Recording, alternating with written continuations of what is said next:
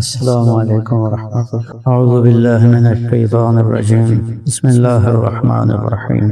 اللہ لا الہ الا هو الحی القیوم لا تأخذہ سنۃ ولا نوم، له ما فی السماوات وما فی الارض، من ذا الذی یشفع عنده الا بإذنہ، یعلم ما بین ایدیہم وما خلفہم، ولا یحیطون بشیء من علمہ الا بما شاء، وسع کرسیہ السماوات والارض ولا یؤودہ حفظہما وهو العلی العظیم۔ صدق اللہ۔ اللہ وہ ہے جس کے سوا کوئی معبود نہیں، ہمیشہ زندہ، ہمیشہ قائم، نہ اسے اونگ پکڑتی ہے نہ نیند، جو کچھ آسمانوں اور زمینوں میں ہے اسی کا ہے۔ کون ہے جو اس کے سامنے شفاعت کر سکے سوائے اس کی اجازت کے؟ وہ آگے بھی دیکھتا ہے کو بھی جانتا ہے اور پیچھے کو بھی جانتا ہے، اور اس کے علم میں سے اتنا ہی لوگ لے سکتے ہیں جتنا اللہ چاہتا ہے۔ اس کی کرسی نے زمین آسمان کو گھیرا ہوا ہے، اور اس کو ان کی حفاظت کرنا تھکاتا نہیں۔ وہ بہت بلند ہے، بہت عظیم ہے۔ یہ آیت الکرسی اس آیت کو کہتے ہیں جو میں نے آپ کے سامنے تلاوت کی ہے۔ اس کو قرآن کی اعظم آیتن کہا جاتا ہے، قرآن کی سب سے عظیم آیت۔ یہ سب سے بڑی آیت نہیں ہے، سب سے بڑی آیت ہے اذا تداینتم بدین الی اجل مسمی، وہ سب سے لمبی آیت ہے۔ اس کو عظیم کہا گیا، یہ سب سے عظیم آیت ہے۔ چند آیات قرآن کی کسی خاص مفہوم کے ساتھ خاص ہیں،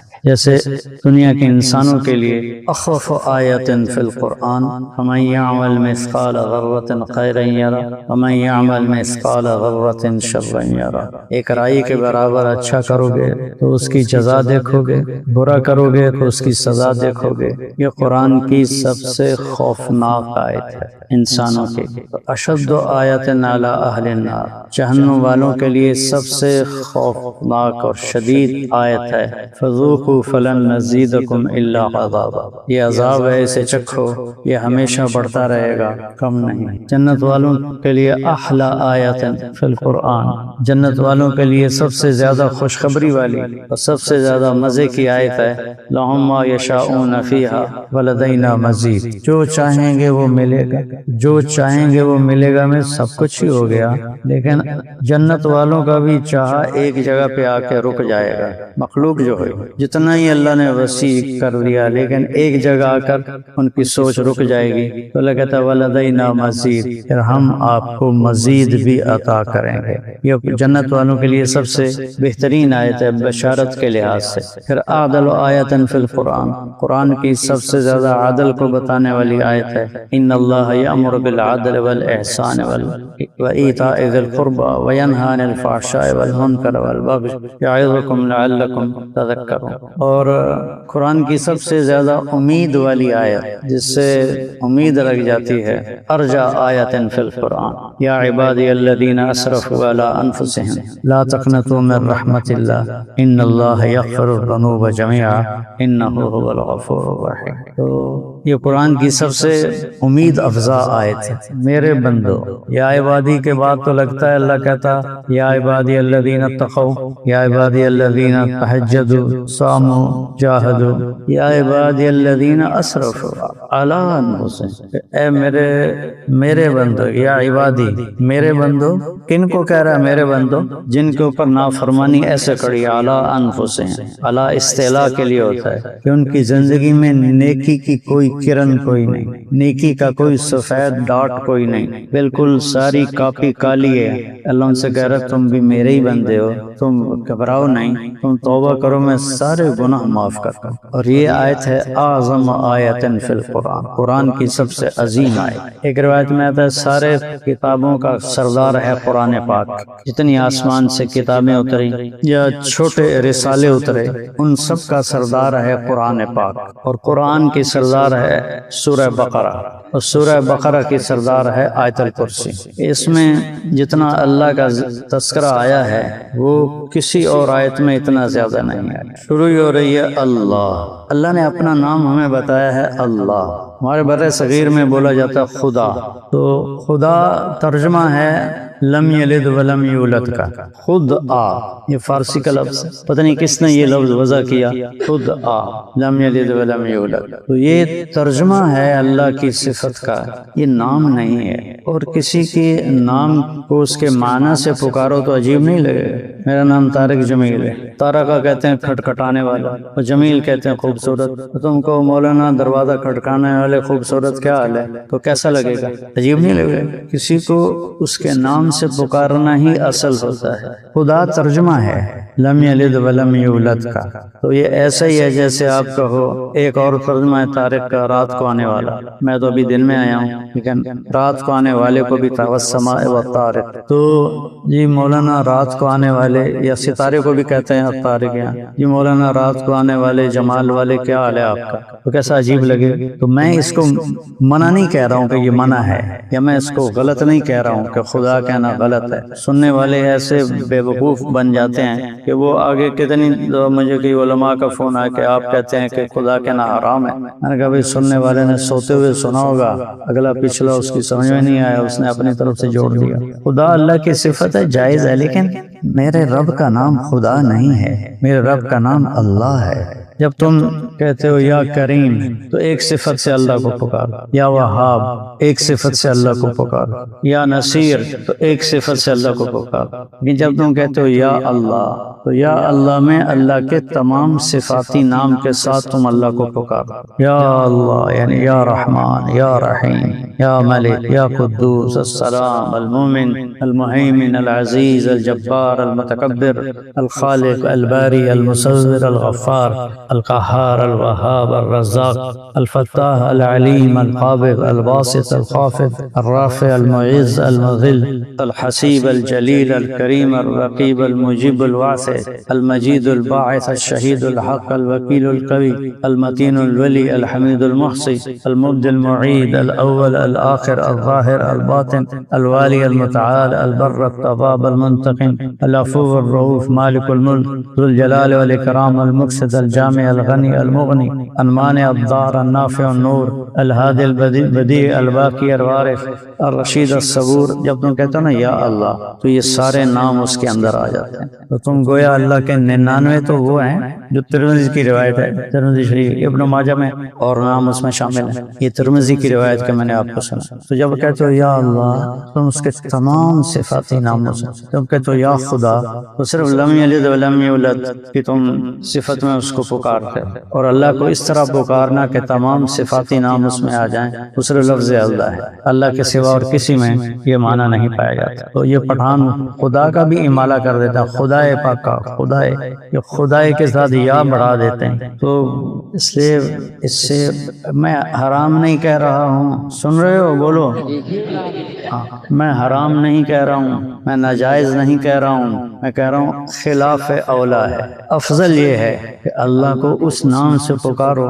جو اللہ نے خود اپنا نام ہمیں بتایا ہے، اللہ نور السماوات والارض، اللہ الذی رفع السماوات بغیر عمد ترون، هو اللہ الذی لا الہ الا هو عالم الغیب والشہادہ هو الرحمن الرحیم، هو اللہ الذی لا الہ الا هو الملک القدوس السلام المؤمن سے آخر تک۔ اللہ کہنے سے کہو اللہ، زمین سے لے کر آسمان تک نور پھیل گئے۔ خدا ایک انسان نے لفظ بنایا ہے، اس میں وہ نور ہی نہیں جو لفظ اللہ میں نور ہے، تو عادت ڈالو اللہ کہنے کی، خدا نکل جاتا ہے منہ سے، کوئی حرام نہیں، کوئی ناجائز نہیں۔ بڑے بڑے اکابر نے بلکہ بر صغیر کے علماء نے اللہ استعمال ہی نہیں کیا، خدا ہی استعمال کیا، تو میں اس کی نفی نہیں کرتا ہوں، لیکن میں یہ کہتا ہوں کہ یہ افضل نہیں ہے کہ تم اللہ کو چھوڑ کر خدا کہو، افضل یہ ہے کہ اللہ ہی پکار، اللہ ہی کہو۔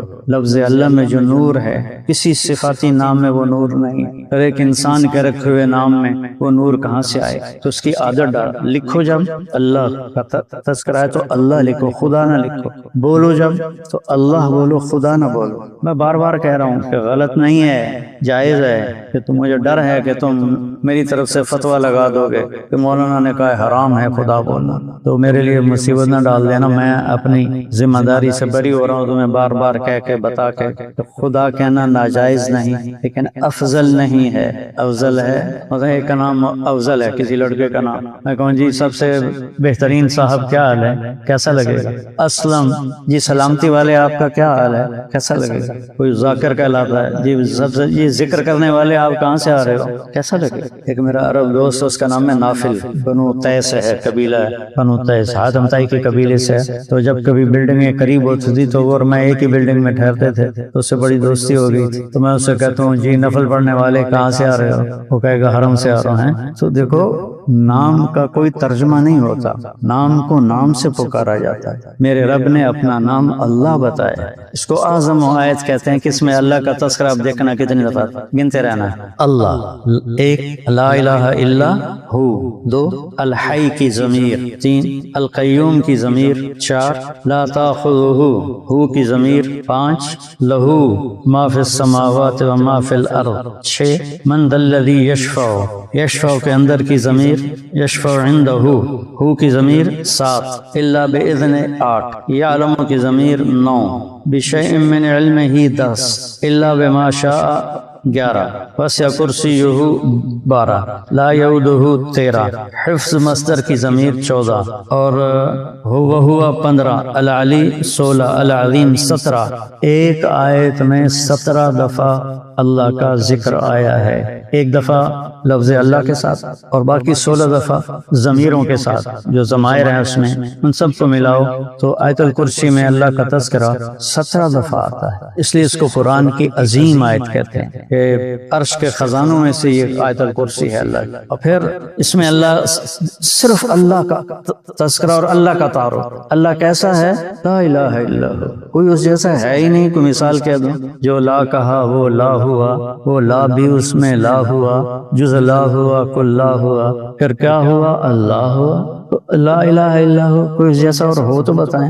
وہ کیسا ہے، کیسا ہے وہ الحی القیوم، وہ قائم، وہ دائم، وہ زندہ، وہ باقی، کیسا ہے وہ اللہ، یہ لفظ اللہ ہر جملے کے ساتھ لگ رہا ہے، اللہ وہ ہے جس کو نیند اور اونگ نہیں آتی، یہ نہیں کہا نیند اور اونگ اس کو چھو بھی نہیں سکتے، نیند اور اونگ نہیں آتی میں اس کی نفی مکمل نفی نہیں ہوتی کہ وہ سونے سے پاک ہے، وہ جاگنے سے پاک ہے، اس کا یہ مطلب بھی بن سکتا ہے نیند آتی ہے وہ کنٹرول کر لیتا ہے، لا تاخذہ میں مطلب ہے کہ وہ بالکل نیند اور اونگ سے پاک ہے، اسے چھو بھی نہیں سکتی نیند اور اونگ، اتنا پاک ہے وہ نیند اور اونگ سے، زمین آسمان میں جو کچھ ہے کون ہے وہ اللہ ہے جس کا سب کچھ ہے زمین میں آسمان، وہ کون ہے اللہ کوئی اس کے سامنے شفاعت نہیں کر سکتا اس کی اجازت کے بغیر، وہ کون ہے اللہ جو آگے بھی جانتا ہے پیچھے بھی جانتا ہے، وہ کون ہے اللہ اس کے علم میں سے اتنا ہی ملتا ہے جتنا وہ چاہتا ہے، وہ کون ہے اللہ اس کی کرسی نے زمین آسمان کا احاطہ کیا ہوا ہے، وہ کون ہے اللہ اس کی حفاظت اسے تھکاتی نہیں، وہ کون ہے اللہ وہ بہت بلند اور بہت عظیم ہے۔ پھر ان آیات میں بڑی مطابقت ہے، یہ نو آیات نہیں جملے، یہ 9 جملے ہیں، اللہ لا الہ الا ہو الحی القیوم لا تأخذہ سنۃ ولا نوم لہ ما فی السماوات و ما فی الارض من ذا الذی یشفع عندہ الا بإذنہ، یہ 4 جملے یہ ہیں، اور پھر یعلم ما بین ایدیہم وما خلفہم یہ 5واں، پھر آگے ولا یحیطون بشیء من علمہ 1، وسع کرسیہ 2، ولا یؤودہ 3، اور وہو العلی 4، یہ 4 ہیں، ان میں مناسبت اور مطابقت دیکھو آپ، اللہ لا الہ الا ہو تو دعویٰ ہے، الحی القیوم کیسا ہے اللہ، الحی القیوم، آخری جملہ کیا ہے، وہو العلی العظیم، الحی القیوم اور العلی العظیم آپس میں کیسی مطابقت رکھتے، سمجھ میں آئی بات، الحی القیوم العلی العظیم، یہ اوپر والا جملہ نیچے والے آخری جملے کے ساتھ جوڑ کھاتا ہے، لا تأخذہ سنۃ ولا نوم، نیند اونگ سے پاک ہے، نیچے جملہ ہے ولا یؤودہ حفظہما،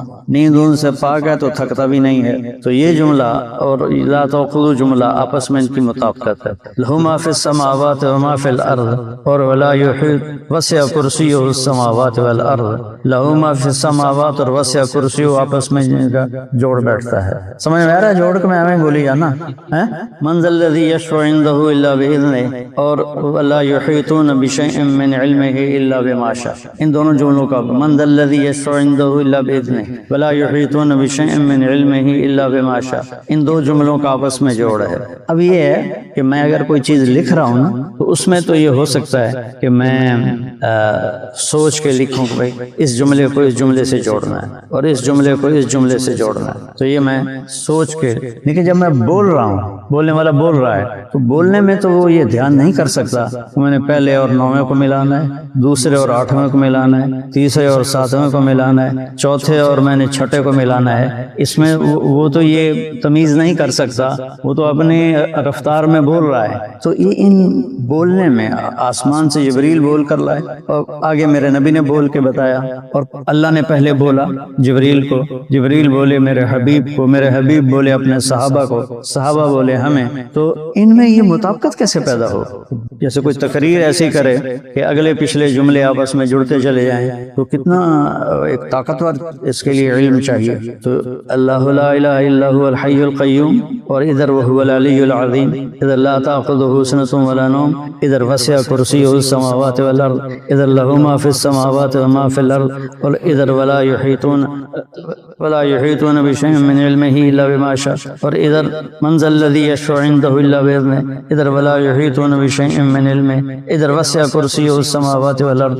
یہ پہلا 9ویں سے ملتا ہے، دوسرا 8ویں سے ملتا ہے، تیسرا 7ویں سے ملتا ہے، چوتھا 6ٹھے سے ملتا ہے. تو ان کے بیچ میں ایک جملہ آتا ہے جو یہ بتاتا ہے کہ یہ کرنے والا کیسا طاقتور ہے، جو اس نے کر کے دکھایا وہ ہے یعلم ما بین ایدیہم وما خلفہم. کرنے والا وہ ہے جو آگے بھی جانتا ہے پیچھے بھی جانتا ہے. یا تھوڑا سا مختصر کر لو، اوپر کے جملے بھی جانتا ہے نیچے کے جملے بھی جانتا ہے، تو اس نے ان کو آپس میں جوڑ کے دکھا دیا. یعنی یہ چار الحی القیوم وهو العلی العظیم لا تأخذه سنة ولا نوم ولا يؤوده حفظهما له ما في السماوات وما في الارض وسع کرسیہ السماوات والارض من ذا الذی یشفع عنده الا باذنہ ولا یحیطون بشیء من علمہ الا بما شاء. ان چار سے کس نے جوڑا ہے؟ کہ اس نے جوڑا ہے جو یہاں بول رہا ہے یعلم ما بین ایدیہم وما خلفہم، کہ جو تمہارے آگے بھی جانتا ہے پیچھے بھی جانتا ہے، پچھلا بھی سب جانتا ہے اگلا بھی سب جانتا ہے. اس نے تمہارے لیے اس خوبصورت آیت کو یوں جوڑ کے دکھا دیا.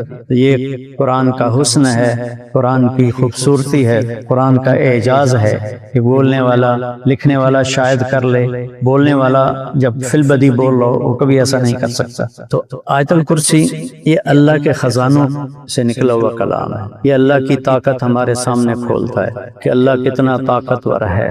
اب جب میں ایک ایسے طاقتور ذات کو جانتا ہوں جس کے آگے ساری کائنات 10 ہاتھ جوڑ کے کھڑی ہے، تو میں اسی سے مانگوں، میں کسی اور سے کیوں مانگتا؟ میں اسی کے آگے ہاتھ پھیلاؤں، میں کسی اور کے آگے ہاتھ کیوں پھیلاؤں؟ میں اسی کو پکاروں یا اللہ، میں کسی اور کو کیوں پکاروں؟ تو ایک اسباب کا یقین ہے، ایک اسباب کا استعمال ہے. اسباب کا استعمال عین شریعت ہے، اسباب کا چھوڑ دینا یہ جہالت ہے، اور اسباب پہ یقین رکھنا یہ گمراہی ہے. اسباب کو اختیار کرنا اور یقین اللہ کی ذات پر رکھنا، نگاہ اللہ کی ذات پر ہو. یہ آیت الکرسی ہمیں اللہ کا قرب سکھاتی ہے. اللہ کا جو آدمی ہر نماز کے بعد آیت الکرسی پڑھے، فرض نماز کے بعد، اور رات کو سوتے وقت پڑھ لے، تو اس کے اور جنت کے درمیان صرف موت حائل ہے، صرف موت حائل ہے. تو خالی پڑھنا تو نہیں نا، اس کا جو مفہوم اور مصداق ہے وہ دل میں ہو کہ اللہ بڑی طاقتور ذات، بہت قائم اور دائم ذات ہے، ہر عیب سے. یہ اود کی ودا ہوتا ہے جیسے آپ نے یوں بوجھ اٹھایا ہوا نا، تو آپ پر بوجھ ذرا بھاری ہو رہا ہے تو آپ کی آواز نکلتی، چونکہ وزن آپ نے بہت بڑا اٹھایا ہوا ہے. اپنے بوجھ سے زیادہ وزن ہو تو پھر آپ کی قدرتی آواز نکلتی، اس کو یعود کہتے ہیں. اللہ تعالیٰ کہتا ہے کہ اس کو ذرا بھی مشقت نہیں ہوتی اس کائنات کو اٹھانے میں اور اس کا نظام چلانے میں اور اس کو دیکھنے میں، اس کو ذرا مشقت نہیں ہوتی. اور اس وقت مجھے وزن اٹھانے سے ایک بات یاد آئی کہ چونٹی کتنی چھوٹی سی ہوتی ہے، یہ اپنے وزن سے 50 گنا وزنی چیز کو کھینچ لیتی. اب میرا وزن 78 کلو ہے، تو میں اگر اس کو 50 گنا کروں تو کتنا بنے ہو، تو 3500، تو مجھ سے ہلے گا بھی نہیں. اور چونٹی اپنے وزن سے 50 گنا چیز کو کھینچ لیتی ہے اپنے ان 2 چاقوؤں کے ساتھ جو اس کے آگے بنے ہوتے ہیں، اس کو یوں پکڑ کے وہ کھینچ کے اپنے گھر لے جاتی ہے۔ یہ اللہ نے چونٹی میں اتنی طاقت رکھی ہے، اور صرف 1 سینٹی میٹر دیکھ سکتی ہے، اسے آگے نہیں دیکھ سکتی۔ لیکن اس کی لائن میں کبھی دیکھا ہے کوئی آگے پیچھے اس کی لائن؟ ان کو انسان ہو کر 26 کروڑ بلب ہیں آنکھوں میں، 13 کروڑ یہاں، 13 کروڑ یہاں، 26 کروڑ بلب سے دیکھ رہا ہے، اور وہ بھی نیچے روندے گئے لوگ اور مر گئے، اور چونٹی صرف 1 سینٹی میٹر دیکھ سکتے۔ 10 کروڑ چونٹیوں کو اکٹھا کیا جائے اور ان کے دماغ کو نکال کے اس کا وزن کیا جائے تو 10 کروڑ چونٹیوں کے دماغ کا وزن ٹوٹل 20 گرام بنتا ہے۔ 20 گرام چند ماشے، اور اس میں اللہ نے کیا بھر دیا ہے، کس طرح وہ ایک منظم حکومت قائم کرتی ہے۔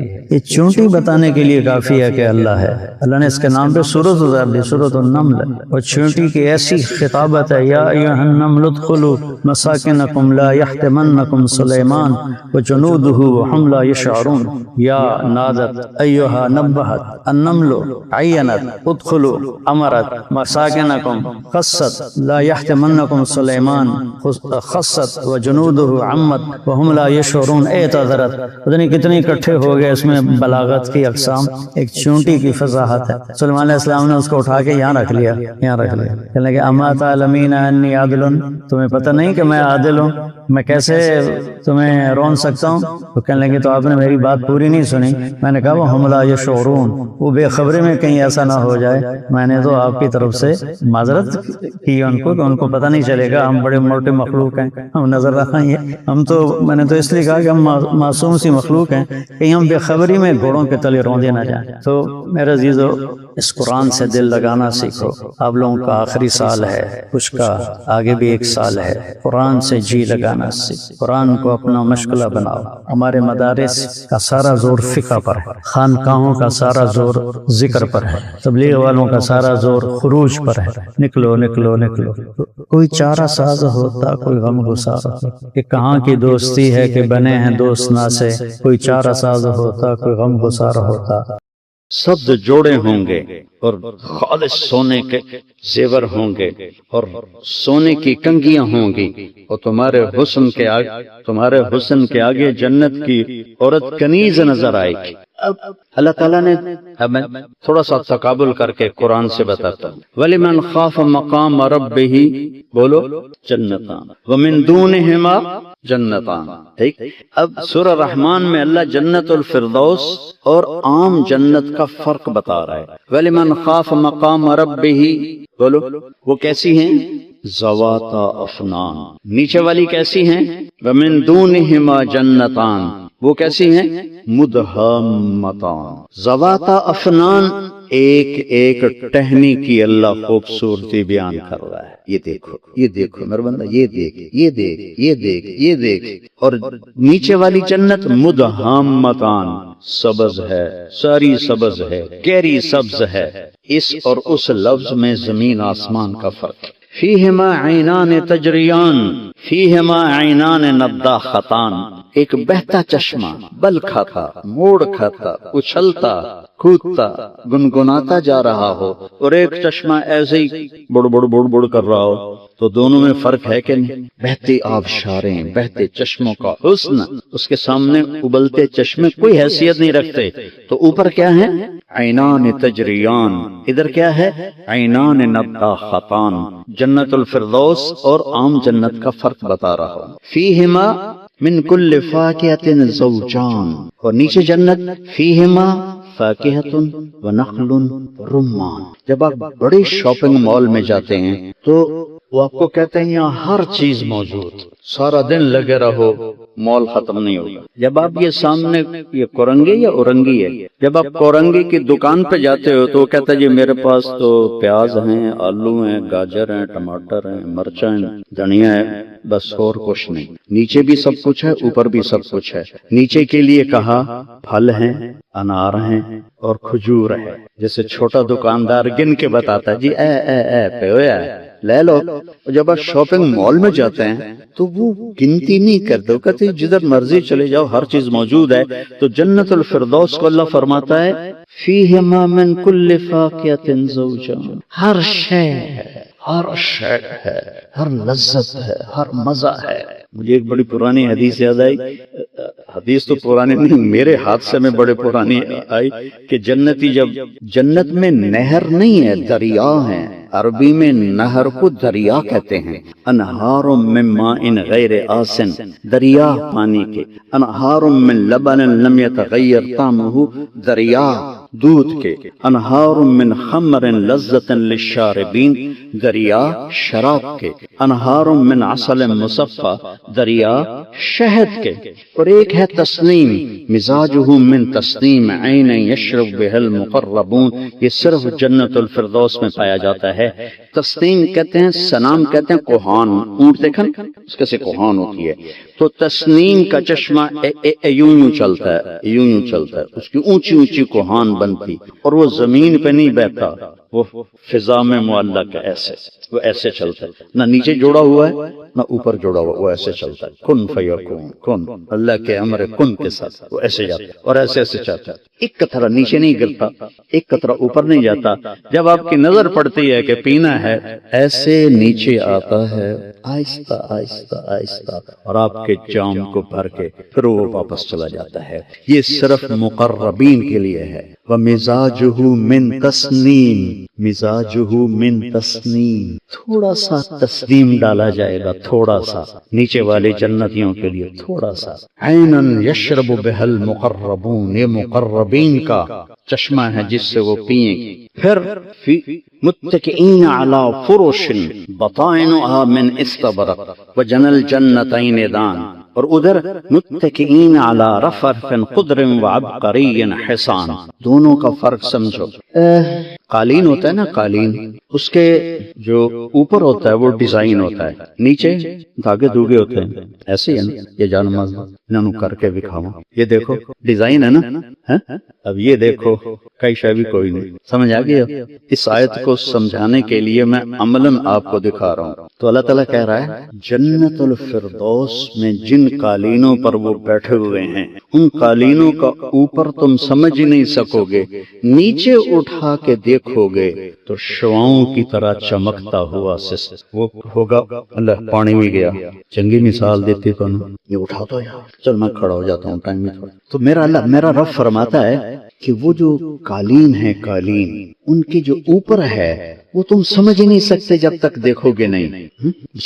اس کا جو نیچے والا حصہ ہے وہ استبرق، وہ اتنا خوبصورت ہے کہ اسے دیکھ کر تم گم ہو جاؤ گے، تو اوپر والا کیسا ہو؟ پھر اس اوپر والے کو سجایا ہے فیہن قاصرات الطرف، اوہ ہوئے، ایک گلاب ہوتا ہے 2 آتشاہ، ایک گلاب ہوتا ہے 6 آتشاہ، ایک جنت الفردوس، ایک اس کا قالین اور ایک اس پہ آئینہ۔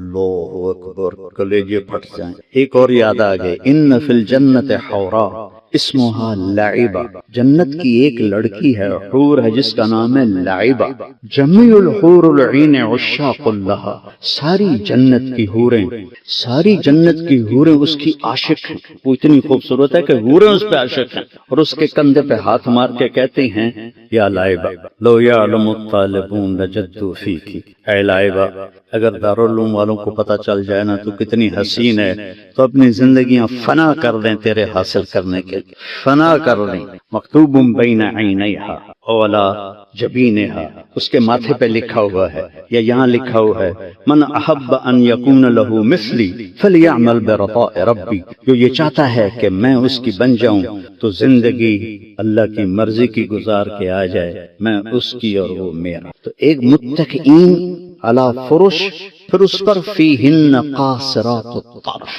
لم یطمثہن انس قبلہم ولا جان، ان کے ساتھ جنت کی بیویاں بیٹھی ہیں نظریں جھکائے ہوئے حیا کے ساتھ، ان کی یہ جو بال ہوتے ہیں یہ دور سے نظر بھی نہیں آتے، اس کو لمبا، جس کے لمبے ہوں اس کی آنکھ خوبصورت ہو جاتی۔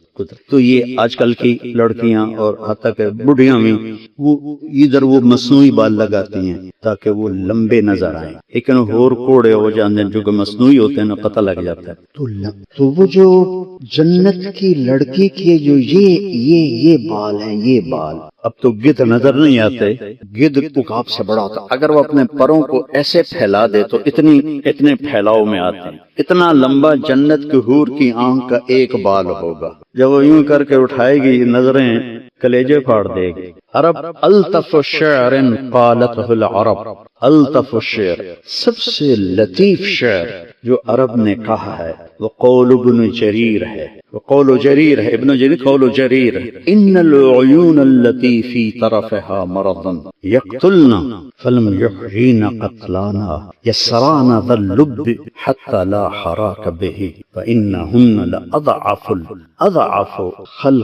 خلق اللہ ارکانا، کہ مریض آنکھ وہ بلا ہے کہ جب وہ کھلتی ہے تو وہ دلوں کو چیر دیتی ہے اور زندہ کو مار دیتی ہے۔ تو میں سوچتا رہا کہ مریض آنکھ کا کیا مطلب؟ تو پھر میں نے ایک بدو سے پوچھا کہ یہ کیا مطلب ہے کہ یہ سب سے لطیف شعر ہے، تو اس میں کیا ہے، لطافت کیا ہے؟ مریض آنکھ، اب میں عجمی ہوں، مجھے اس استعارے کا سمجھ میں نہیں آ رہا۔ میں نے عربوں سے بہت سیکھا، عربیت میں نے عربوں سے بہت سیکھی، قرآن کے لہجے عربوں سے میں نے سیکھی کہ قرآن میں لہجہ ہے۔ عما یتساءلون، یہ نہیں عما یتساءلون، یہ عما یتساءلون لہجہ ہے، قرآن ایک بولنے والا کلام ہے۔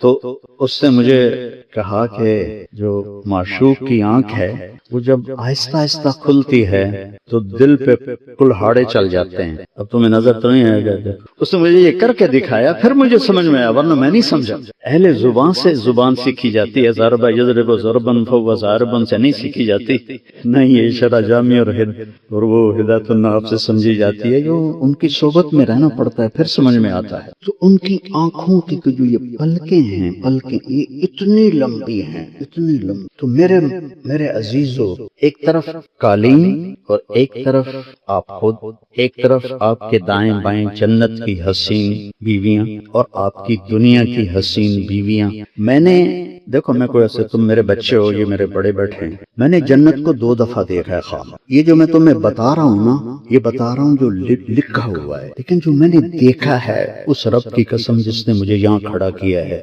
اس کو بیان کرنے کے لیے میرے پاس الفاظ کوئی۔ میں نے جنت کی حور کو دیکھا ہے، لیکن وہ کیسی ہے، الفاظ کوئی نہیں۔ میری آنکھوں میں اس کا تصور ہے، 40 سال ہو گئے اس خواب کو، 40 سال اس خواب کو ہو گئے، لیکن اس کا تصور اب بھی میری آنکھوں کے سامنے ہے۔ میں وہ نہیں بیان کر رہا، میں وہ بیان کر رہا ہوں جو میرے نبی کی حدیث میں ہے، لیکن وہ نقشہ میں آپ کو ناممکن ہے، ممکن ہے، یہ راہ گزر ہے۔ اجل ہی نے چھوڑا نہ کسرا نہ دارا، اسی سے سکندر صفات بہارا، ہر لے کے کیا کیا نہ حسرت سے دھارا، پڑا رہ گیا سب یہیں ٹھاٹھ سارا، جگہ جی لگانے کی دنیا نہیں ہے، یہ عبرت کی جا ہے تماشا نہیں ہے، تجھے پہلے بچپن نے برسوں کھلایا، جوانی نے پھر تجھ کو مجنون بنایا، بڑھاپے نے پھر آ کے کیا کیا ستایا، اجل تیرا کر دے گی بالکل صفایا، جگہ جی لگانے کی دنیا نہیں ہے، یہ عبرت کی جا ہے تماشا نہیں ہے۔ متکئین علی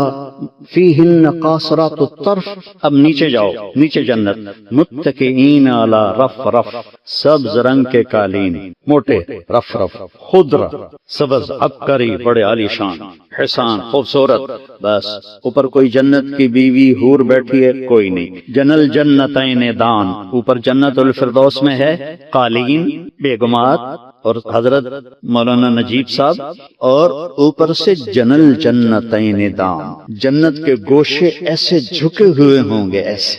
اور ایک بدو آیا، کہنے لگا یا رسول اللہ انگور ہیں جنت میں؟ آپ نے کہا ہیں۔ کہا کم منقود واحد، ایک گچھا کتنا بڑا ہوگا؟ ابھی انگور آپ دیکھ ہی رہے ہیں، گچھے چھوٹے چھوٹے۔ آپ نے کہا مسیرت شہر للغراب لا ینسنی لا یقع لا یفترو، ایک کوا ایک مہینہ سیدھا اڑے، نہ ادھر جائے نہ ادھر جائے، نہ سست پڑے نہ بیٹھے، ایک مہینہ اڑتے اڑتے جہاں پہنچے گا، ایک انگور کا گچھا اتنا بڑا ہوگا۔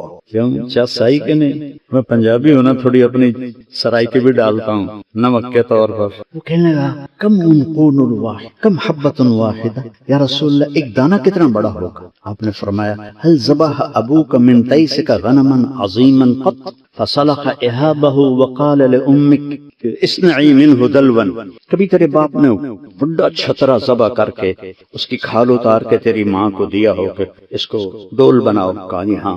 کہا جتنا بڑا وہ ڈول ہوگا نا اتنا بنا ایک دانہ ہوگا، اتنا بڑا۔ وہ بڑی معصومیت میں کہنے کہ یا رسول اللہ مینو تے میری بیگم نو تے کوئی کافی ہو جاوے۔ وجنل جنتین دان، وجنل جنتین دان۔ اور سبحان اللہ، کھجور اتنی بڑی ہوتی ہے اور ایک کھجور عنبر وہ اتنی بڑی ہوتی ہے، اور جنت کی کھجور 12 ہاتھ لمبی ہوگی، 12 ہاتھ لمبی ہو، اور منہ میں ڈالو آپ کو خیال آ گیا کیلے کا، یہی کھجور کیلا بن جائے گا۔ پھر آپ کو خیال آ گیا سیب کا، یہی کیلا سیب بن جائے گا۔ پھر آپ کو خیال آ گیا کسی بنگالی کو مچھلی کا، تو یہ مچھلی کا ٹکڑا بن جائے گا۔ کسی کو خیال آ گیا مرغ مسلم کا، تو وہ مرغ مسلم بن جائے گا۔ کسی بلوچی کو خیال آ گیا سجی کا، تو وہ سجی بن جائے گا۔ اور کسی نسواری کو خیال آ گیا نسوار کا، تو وہ نسوار بھی بن جائے گا۔ ہزاروں سال ایک لقمہ کھاتے رہو، وعزتہ وجلالہ وکبریائہ وعظمتہ واللہ الذی لا الہ غیرہ والذی نفسی بیدہ۔ ایک لقمہ لاکھوں سال منہ میں رہے گا، لذتیں دے گا، ذائقے دے گا، اندر اس وقت جائے گا جب آپ کا ارادہ ہو۔ وجنل جنتین دان، یہاں جنت کی اور بیگمات کو پاس بٹھایا ہے، اور نیچے والی جنت میں فیہن خیرات حسان۔ آپ کی حاضری ان کے ساتھ نہیں نظر آ رہی، آپ الگ بیٹھے ہیں، وہ الگ بیٹھی ہے۔ کیوں کہ حور مقصورات فی الخیام، وہ خیموں میں بیٹھی ہوئی ہیں، آپ کے ساتھ قالین بنی بیٹھی ہوئی، وہ خیموں میں بیٹھی ہوئی ہیں۔ جنت الفردوس والی آپ کے ساتھ بیٹھی ہوئی، وہ ہیں خیرات حسان، یہ ہیں کأنہن الیاقوت والمرجان، وہ ہیں یاقوت و مرجان، وہ ہیں خیرات حسان۔ خوبصورت بھی ہیں، سونیاں بھی ہیں، تو چنگے گل کرن والیاں بھی ہیں، لیکن وہ جو اوپر والیاں ہیں وہ تو یاقوت مرجان۔ اچھا میں یہاں دیکھتا تھا یاقوت مرجان، تو میں کہا یہ اللہ کی تشبیہ دیتی یاقوت مرجان، جو کہ ادھر سارے ہی نکلی۔ تو ایک دفعہ میں دبئی میں تھا، تو ایک آدمی کے پاس نوادر چیزیں تھیں بے شمار، تو وہ میرا ایک دوست مجھے اس کے پاس لے گیا۔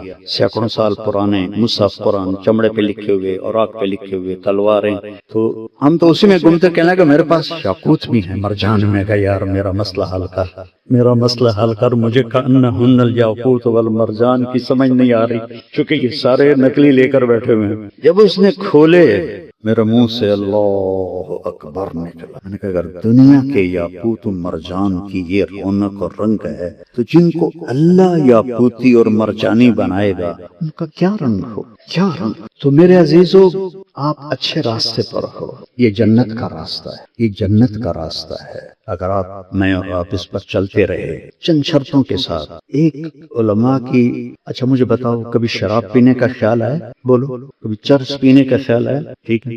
غیبت روزانہ کرتے ہو کہ نہیں کرتے؟ بولو۔ غیبت کرتے ہو کہ نہیں کرتے ہو؟ غیبت زنا سے بڑا گناہ ہے۔ الغیبت اشد من الزنا۔